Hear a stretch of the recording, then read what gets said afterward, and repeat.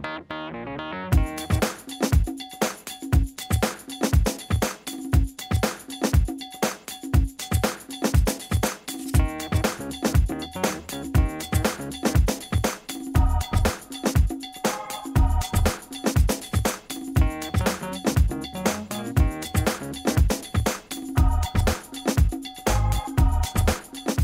terminer, nous allons parler développement, en tout cas intégral et pérenne, à travers de projets porteurs financés par la Banque mondiale avec Papa Thiam, qui est coordonnateur de développement du secteur financier et privé et intégration économique des projets qui doivent à terme assurer les développements et le bien-être de plusieurs de nos compatriotes.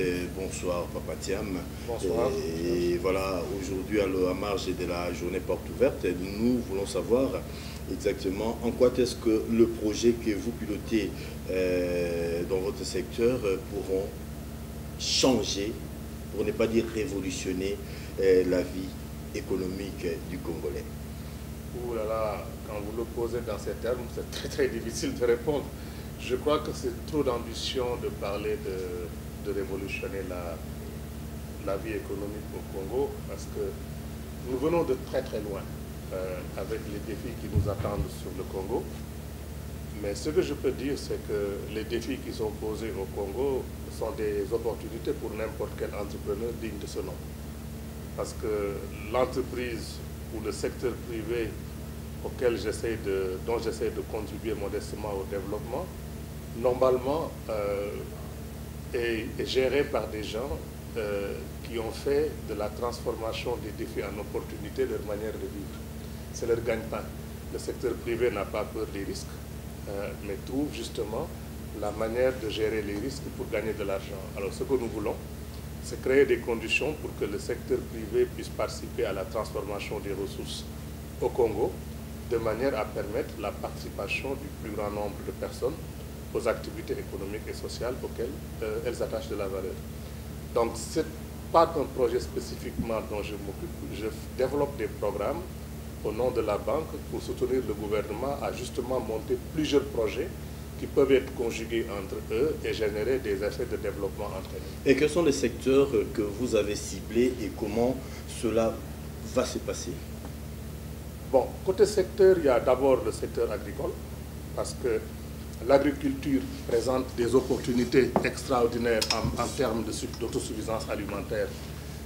Quand on sait que dans ce pays, il y a plusieurs saisons de pluie, tout ce qui tombe pousse, il est aberrant que l'on puisse continuer à importer massivement des produits avec toutes les difficultés d'importation que l'on sait. Et surtout que le consommateur quinois paye 3 fois plus ce qu'il mange que n'importe quel consommateur africain. Donc il y a deux aspects qu'il faut voir. Le développement de l'agriculture sous forme d'un système lignagier qui permette de nourrir les populations, mais aussi le développement d'une agriculture qui permette de fournir des intrants à une industrie agroalimentaire qui la transforme dans un processus par lequel on crée des emplois. Et c'est pour cela qu'il y a un mariage de raison qui doit se faire entre le gouvernement et le secteur privé, de manière à ce que le gouvernement puisse offrir des biens publics et des services publics qui ouvrent des opportunités d'investissement pour le secteur privé. Et c'est là-dessus que la Banque mondiale joue un rôle majeur, notamment en termes de conseil, en termes d'assistance technique, en termes de financement aussi.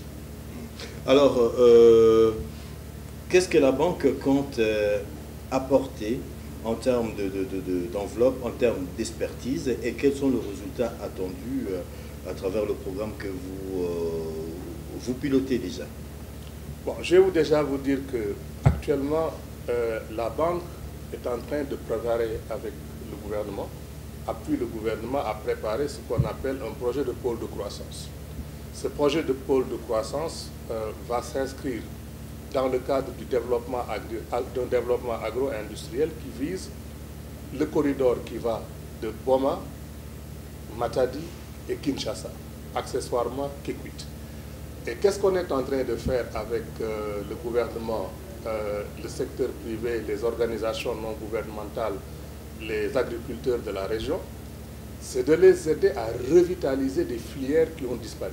par exemple, vous prenez la filière d'huile de palme. Le Bas-Congo était producteur et exportateur net d'huile de palme il y a quelques dizaines d'années. On se souvient d'ailleurs que les Malaisiens, les Indonésiens sont venus au Congo pour importer des boutures. Et on sait aussi ce que c'est devenu une industrie florissante aujourd'hui en Malaisie, en Indonésie. Par contre, au Bas-Congo, les plantes ont vieilli. On trouve des palmeries qui ont plusieurs mètres, parfois plusieurs mètres. Et il n'y a pas d'infrastructure d'appui à la production et à la transformation. Et la production elle-même n'est pas encouragée parce qu'il n'y avait plus d'industrie qui achetait les produits pour les transformer en huile de palme, en savon, en cosmétique, en détergent et tout ce que l'on veut, et même en nourriture de bétail. Aujourd'hui, ce que le gouvernement a décidé de faire, c'est de monter ce qu'on appelle un partenariat stratégique sur les chaînes de valeur avec en toile de mire le leadership du Premier ministre, de tous les ministres qui sont concernés, de manière à aligner sur ces lignes de production-là des infrastructures physiques, des infrastructures institutionnelles, de la formation, des programmes qui permettent au secteur privé de venir investir sur ces filières. Ce partenariat gagnant-gagnant va remettre au travail 150 000 petits agriculteurs dans la région du Bas-Congo, rien que dans la filière d'huile de palme. Et nous essayons d'utiliser la même plateforme de services en matière d'infrastructure pour atteindre d'autres filières comme le riz ou bien le cacao, la banane et autres. Donc l'idée, c'est de repartir vers l'industrialisation par la transformation des ressources. Et c'est par là qu'on va créer des emplois et enraciner le développement dans les structures du pays. Voilà, il y a aussi un manque à gagner qu'enregistre l'État congolais à cause de ce travail du secteur informel qui est très important ici en République démocratique du Congo et dans la capitale précisément. C'est là par des services, de l'artisanat, jusqu'à d'autres formes d'activité. Est-ce qu'il y a moyen de réorganiser, de réintégrer ces activités informelles dans le formel de manière aussi à rassurer tout le monde? Vous savez, je vais vous surprendre. S'il n'y avait pas le secteur informel, nous mourrions tous de faim. Parce que le secteur informel, c'est l'embryon du secteur formel, que ce soit dans l'histoire, et ce sera aussi le cas dans l'avenir. Et aujourd'hui, c'est parce que les structures sont déliquescentes, c'est parce qu'il est plus aisé de faire de l'activité en dehors du cadre formel que les activités informelles se sont développées. Vous savez, l'économie, c'est comme l'eau. L'eau, ça coule, mais si vous mettez le mur, l'eau contourne le mur. Alors aujourd'hui, c'est vrai qu'il y a un développement du secteur informel qui plafonne, parce qu'à un certain moment, pour passer à une étape supérieure, il faut utiliser les moyens formels de l'économie, comme par exemple l'intermédiation financière, l'accès à la formation, l'accès à toutes les choses qui ne peuvent être obtenues que dans un cadre formel. Par contre, si on voit le secteur informel comme seulement une manière de ponctionner de l'argent, comme on le fait avec certaines administrations ou bien certaines activités, c'est clair que le secteur informel aura tendance à fuir la formalisation. Ce que nous croyons, c'est qu'il faut créer les conditions d'une transition du secteur informel qui féconde le secteur industriel de demain. Ça veut dire qu'il faut associer le secteur informel, les acteurs du secteur informel, à la genèse de leur propre devenir, en leur donnant des thèmes qui rendent la participation dans l'économie formelle plus incitative que le recours à l'informel. Il y a des modèles comme ça qui existent. Moi, je suis de ceux qui croient au dialogue. Vous avez vu ce qui s'est passé, par exemple, avec la libéralisation sur les horaires du travail. Ça fait depuis 2007, c'était là, personne n'a bougé. Avec 4 mois de diplomatie, des petits pas, on y est arrivé. Et je crois que dans le cadre du développement économique, c'est cette approche consensuelle sur laquelle nous devrions travailler. Voilà, et on a parlé aussi de quelques projets ici, d'un ensemble de programmes qui doivent être mis sur pied ici à Kinshasa pour booster des secteurs économiques. Je pense au projet Kinmic, Kinmécanique. Je ne sais pas, en 2 mots, si vous pouvez nous en parler. On l'anticipe peut-être, mais rapidement. Vous savez, j'aurais voulu réserver la primeur de l'annonce au Premier ministre, au ministre des Finances. Mais c'est vrai aussi que pour monter ce genre de projet, il faut une communication qui rassemble. Parce qu'un projet comme KINMIC, qui est le marché international du Congo à Kinshasa, a été généré par la visite du Premier ministre à Paris, avec la moitié de son cabinet économique, je crois. Nous avons nous-mêmes organisé cette visite. Et lors de cette visite, le Premier ministre et son équipe se sont rendus compte qu'ils touchaient le développement du doigt. Pourquoi? Parce que le marché international qu'on a visité à Rungis en France, c'est le lieu d'où arrive et part toute la production d'une agglomération, enfin, une agglomération parisienne certainement, mais en fait sur un rayon d'une population de 200 millions de personnes autour de l'Europe. Ces produits viennent d'Amérique, viennent d'Afrique, viennent de France, viennent d'ailleurs.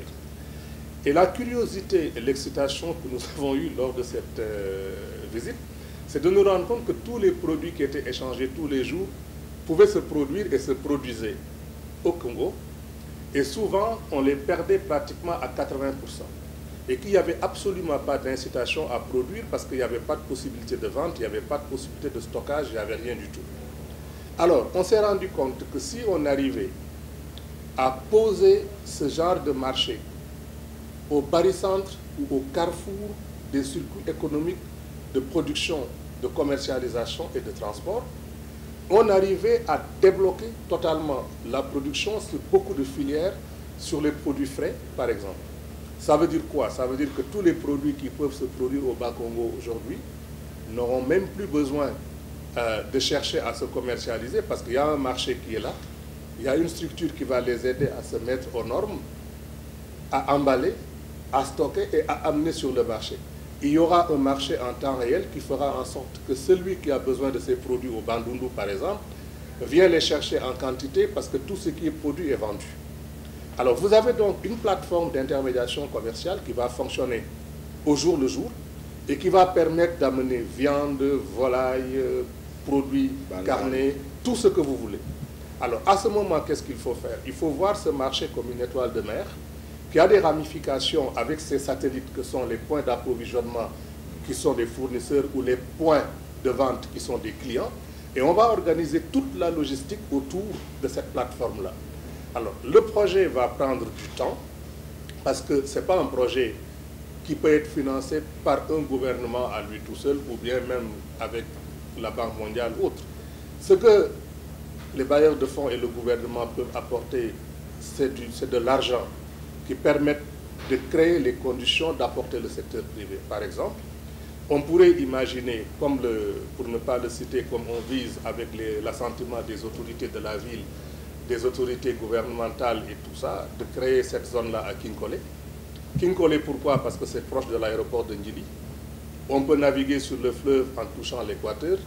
On peut sortir des bretelles, bof, vous voyez les constantes de localisation.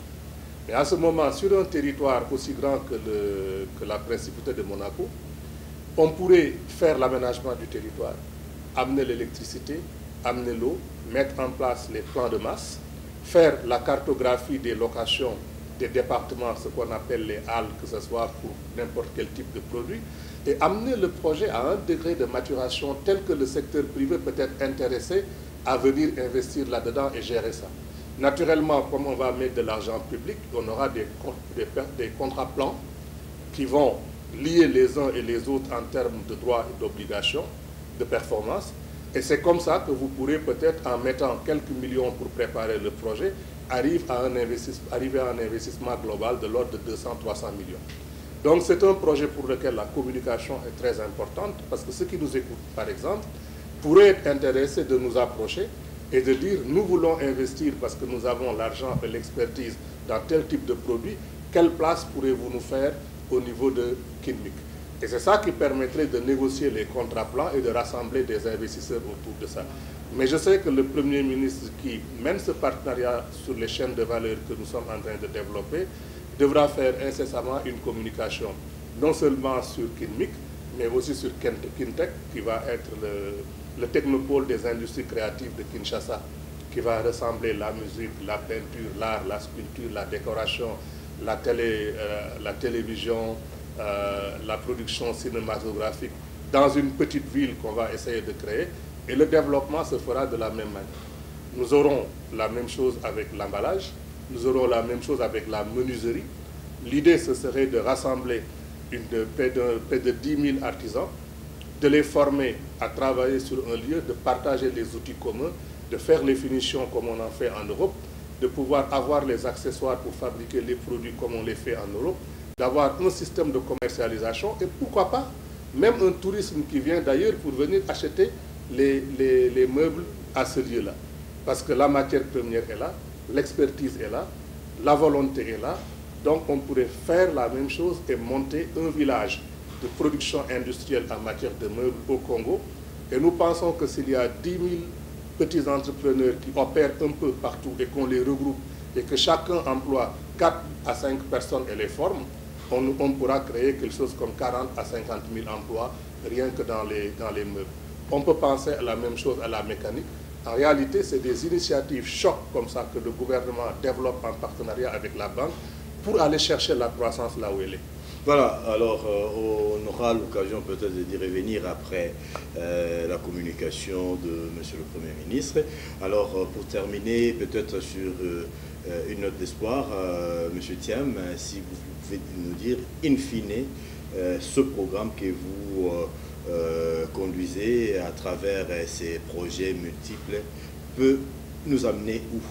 Peut amener le Congo où? Bon, tu sais, ça me gêne quand vous dites vous conduisez parce que moi je suis un coordonnateur. J'aime coordonner parce que ce que je crois, c'est que notre rôle, c'est de créer l'espace pour les compétences et les expertises de manière à ce qu'elles puissent s'exprimer. Donc je réfute un peu la notion de conduire. Je suis plutôt, je dois dire, un serviteur qui essaye de répondre aux défis qui sont posés parce qu'il faut créer des emplois urgemment.